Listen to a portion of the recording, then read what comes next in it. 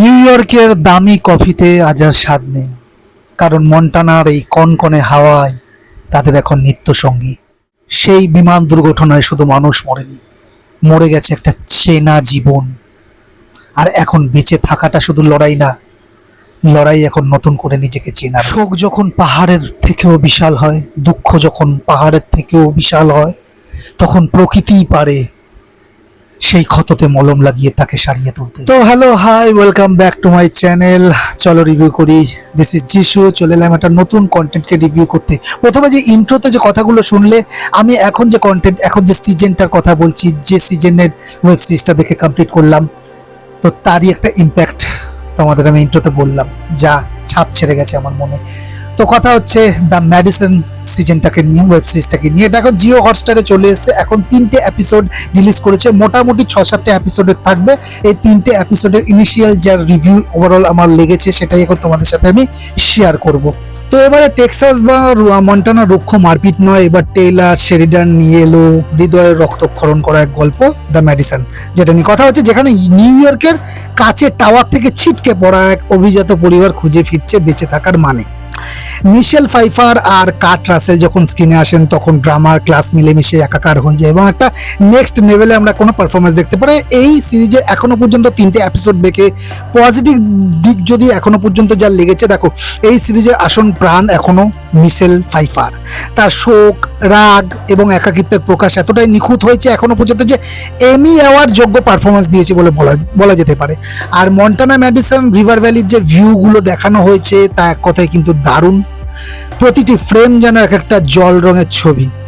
এটা শেরিডানের অন্য সব সিরিজের চেয়ে অনেক বেশি পার্সোনাল।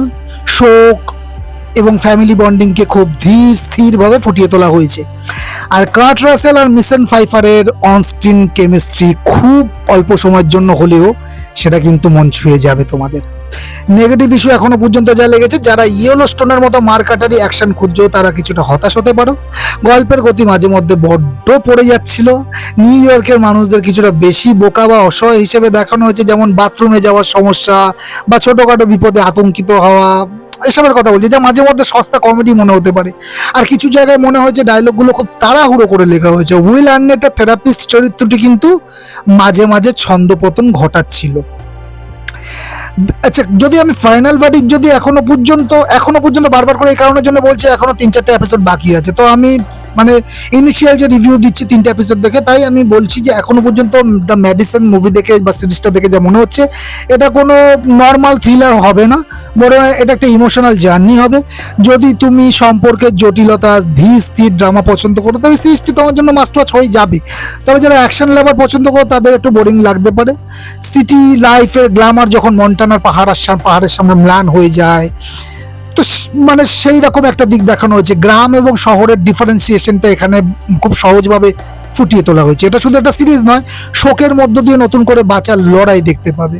আর টেইলার শেরিডানের ম্যাজিক, তবে এবার গান দিয়ে নয়, বন্দুকের কথা বলছি, গান দিয়ে নয়, এবার কিন্তু হৃদয় দিয়ে তোমাকে ফিল করতে হবে। তো ইয়েলোস্টোনের সেই টাচ, সেই জিনিসটা কিন্তু এখানে নেই। এখানটা অনেকটা ড্রামা ওরিয়েন্টেড বলবো, থ্রিলার পোর্শন আছে। তো 3টে এপিসোড দেখে যা আমার মনে হলো সেটা তোমাদের সাথে আমি রিভিউতে শেয়ার করলাম। আর একটু আগে যে তোমার ইন্ট্রোগুলো যে জায়গাগুলো দেখছিলে, সেখানে পাওয়ার কাট হয়ে গেছে, সেই কারণের জন্য আমাকে আবার জায়গা পরিবর্তন করতে হলো। তো হ্যাঁ, এই ছিল আমার দ্য মেডিসিন সিরিজটাকে নিয়ে 3টে এপিসোড নিয়ে ইনিশিয়াল রিভিউ। যারা এখনো পর্যন্ত দেখে ফেলেছো তারা কমেন্টের মাধ্যমে জানাতে পারো। তবে আমি বলবো যে পুরো এপিসোডগুলো চলে আসুক, তারপর ওয়ান গতে তোমরা শেষ করো। আমি তার আগে রিভিউ তো দিয়ে দেবো যে কটা এপিসোড হবে। তো এই ছিল আমার ভিডিওটা যদি ভালো লাগে একটা লাইক, শেয়ার, কমেন্ট করে দিও। আর চ্যানেলটাকে এখনো পর্যন্ত সাবস্ক্রাইব না করে দাও, প্লিজ চ্যানেলটাকে সাবস্ক্রাইব করে পাশে থাকো, আর বেল আইকনটা প্রেস করে দিও, তাতে নোটিফিকেশন হয়ে যাবে। তো সবার রিভিউগুলো দেখতে হবে।